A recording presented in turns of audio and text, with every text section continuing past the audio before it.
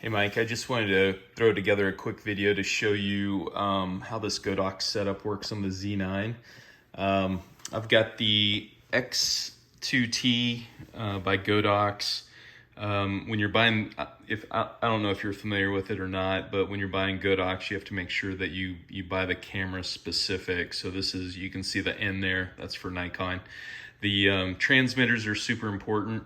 That you buy the camera specific, but like for me, I have Fuji and Nikon, so I can actually use a Fuji receiver with my Nikon setup, and it works fine. I lose TTL, so I only am able to use manual, but you can mix and match the receivers, but you've got to make sure the transmitters for whatever body, which makes sense. So this is the X2T by for Nikon, and then I've got my SB910 on a Godox X1R. Again, this is the Nikon version.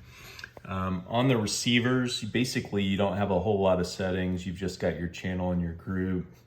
I've got my flash set to TTL, and then up here I've got my, on the transmitter, I don't know if you can see that or not, but I've got the transmitter set to TTL with no correction, and we'll just take a picture of my coffee mug.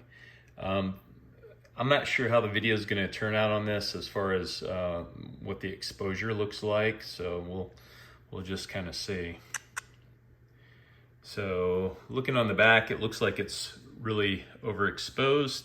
However, here in person, looking at the back of the camera, we've got a pretty good exposure. But I'll go ahead and demonstrate. What I'll do is I'll go ahead and drop it by 2 stops, and maybe you can see a difference on the video. So I've got -2 stops on there, and I'll go ahead and shoot it again, and you should be able to see that difference,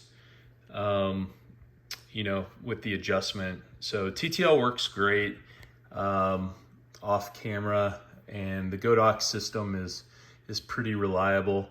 One thing to note, if I didn't say it already, I'll give you a demonstration in manual mode.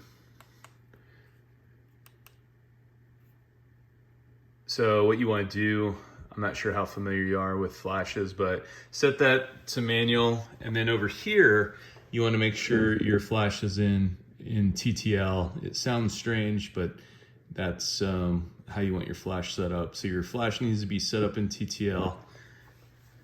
And so right now I've got, sorry about this focus, I'll go ahead and drop it down to, like, we'll do an extreme example. So that's 256 power. We'll see what that looks like. So there's that, and then I'll go ahead and drop it or overpower it. Here comes full power. Yeah, so completely overexposed, but you can see how you can control both in manual mode, and it also works great in TTL. Anyway, I hope this helps. I primarily shoot in manual, so I wasn't like 100% sure on the TTL. Anyway, hope this helps. See ya.